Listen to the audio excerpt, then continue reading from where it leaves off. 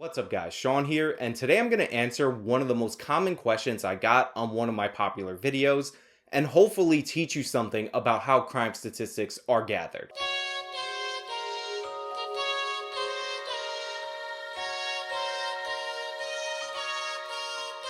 Last month I uploaded a response video to a Cenk Nephew video where he insisted that believing women was somehow due process. As per normal for most Young Turks videos, and especially Cenk Nephew's videos, the video was really lazy. It just threw a bunch of numbers there that were quoted from some article. So I went through the claims one by one and I demonstrated why Cenk Nephew was wrong. I mean, he's always wrong, but I demonstrated why he's the worst. I also provided accurate information because you can't refute bad information without good information. Now, the reception to this video was overwhelmingly positive, except of course for the guy at YouTube who actually manually reviewed my video and deemed it not advertiser friendly, because my video with no added swears and accurate information is somehow not advertiser friendly when Cenk Nephew's video has ads running on it right now. Except for that little issue, the reception was overwhelmingly positive. Now, even though the reception was great, that doesn't mean that there wasn't a question that I kept seeing in the comments. And that question had to do with one specific point in Cenk Nephew's video that I didn't address, and that was this part right here. But false accusations make up around 2% of the overall charges, especially when you consider that around 40% of the sexual assaults go unreported. It's like choosing the side that's the victim 2% of the time, as opposed to the 98%. That around 40% of the sexual assaults go unreported. A lot of you guys were confused about how we could have any statistics at all about a crime that was not reported if the crime was in fact not reported. And while normally I answer questions in the comments, after you get like 10 or 15 or 30 comments asking the same exact question, you start to think that maybe this merits a video of its own. And honestly, I should have made a video about this a long time ago, because popular YouTubers, whether they know it or not, are using the data that includes unreported rapes when they refute the claims of people who say that 1 in 5 women are assaulted in college. First things first, we need to define our terms. Unreported just means not reported to law enforcement. That doesn't necessarily mean that it's not reported in other ways. Now that we got that out of the way, we have to talk about the two main mechanisms that the federal government uses to gather crime statistics.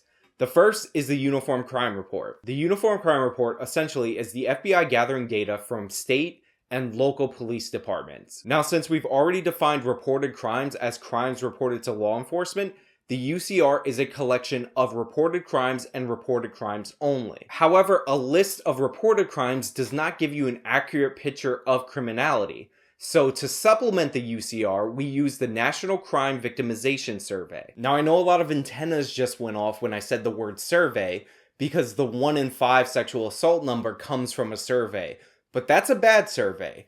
The NCVS is actually a really good survey. It's probably the gold standard of surveys. The 2007 campus sexual assault study that produced that 1 in 5 number had an incredibly small sample size and an incredibly low response rate. The sample size in that survey was about 5,500, and the response rate was about 14%. It was a non-representative sample size, and it had a very vague definition of rape and sexual assault. Furthermore, the researchers determined whether or not the alleged victims were victims, not the participants in the survey. By comparison, the NCVS samples 135,000 households every year, which amounts to a little less than 250,000 people. They have a high response rate of about 80%, and they use very clear-cut definitions for all of the crimes that they're talking about. And I do mean all of the crimes that they're talking about, because this survey is not just about sexual violence. It covers burglary, simple assault, aggravated assault, because whether you want to believe it or not, there are a large number of crimes that go unreported in this country, and we need something like the NCVS to cover the gaps left in the Uniform Crime Report. The NCVS numbers have never once supported radical claims of SJWs, and when you compare the numbers of reported crimes that is gathered by the National Crime Victimization Survey to the UCR, the Uniform Crime Report, the numbers line up perfectly. So if the National Crime Victimization Survey is getting accurate numbers to the Uniform Crime Report in terms of reported crimes, there's no reason we shouldn't trust the NCVS as a solid metric for gathering data when it comes to unreported crimes. Now, the reason I'm spending so much time on this is because when you know how statistics in criminal justice are gathered, when you have this information, you start to understand why there's such a gap between the right and the left when it comes to talking about this issue. Almost all of the conversations between the left and the right on rape and sexual assault break down on the issue of data collection. The left is accurate when they state that reported crimes is not a good way to measure rape and sexual assault in the country. However, where they go wrong is they start quoting bad survey data. The right accurately points out that the left is using bad survey data, but then they make a mistake when they condemn all survey data. Then they quote from the Bureau of Justice Statistics as if it's from the UCR, when in reality, it's from good survey data.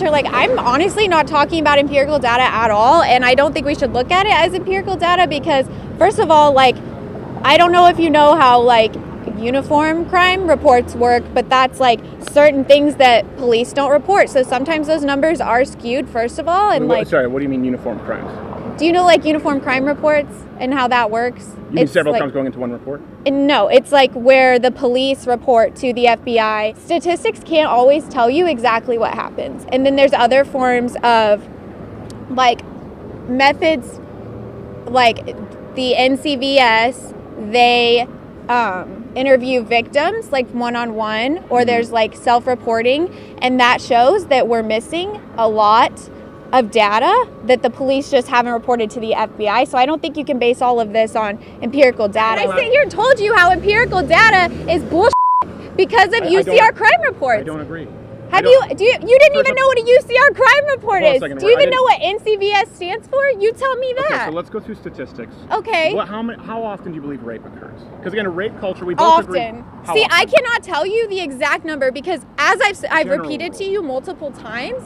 that, like, UCR crime reports are simply not accurate. And there are other, like, methods, and it is proven that those are not accurate. We do not have all of those numbers. We don't have all of those numbers. We have quite a bit. We have from the FBI, we have some from the DOJ. Yeah, but do you know where the FBI gets those? Is those UCR reports that you didn't know existed. Now, the reason I give you all this information is because it's important for us to not only know accurate information, but understand how it's gathered so we can communicate better with people we're trying to convince. Misinformation has legitimate consequences. It is estimated that 1 in 5 women on college campuses has been sexually assaulted during their time there. 1 in 5. We know from studying the data that women are actually safer on college campuses than women in the same age group not on college campuses. However, when you are a woman on a college campus, you're taught that America, and college campuses in particular, are a part of this vast conspiracy known as rape culture, where men collude with other men in order to support rapists and attack victims. Now, there's a curious thing that I noticed when examining the data around sexual assault reporting and non-reporting between women of the same age group that are in college and not in college. And the thing that I noticed was that women who are not in college are far more likely to report instances of sexual violence than women that are in college. And I believe the reason for that is because women in college are being propagandized with all this false data about how prevalent sexual assault is. 1 in 5 of every one of those young women who's dropped off for that first day of school, before they finish school, will be assaulted in their college years. It shouldn't be part of the cost of a college education to have 1 in 5 girls being raped before they graduate. And so what we're trying to do is make it safe for our students to go to a college campus and not be subjected to rape and sexual assault. 1 in 5 is a staggering number. Do you believe this is an authentic epidemic that's happening, or is this a case of historic underreporting? What's going on? Well, I'm not sure, but I know that that number is unacceptable. And what I do know from listening to survivors is that not only do they have to be subjected to the worst degrading attacks, these brutal attacks, but then they're subjected to a second betrayal, an institutional betrayal, when the school that they've worked their whole lives to go to turns their back on them and doesn't either get rid of the rapist or listen to their answers, or even in some instances they've been retaliated against for reporting these crimes. They're being told that police and other institutions won't help them, don't care about them, and actually care more about getting the rapist off than about helping them. So despite the fact that it is an objective truth that women are safer on college campuses, they don't feel safer, and they report less than women not on college campuses. I know this was an information-dense video, may have been a little long-winded at some places, but I really appreciate you guys sticking with me, and I'm glad you made it to the end if you made it to this part. I've seen these questions and mistakes so many times, I felt like they deserve to be answered in a full video. You guys know the deal. If you like this video, then hit the like button, subscribe for more content, share it, spread it around. Support me on PayPal or Patreon, however you want. This was me giving you a lot of information about crime statistics. I hope you don't unsubscribe. Till next time.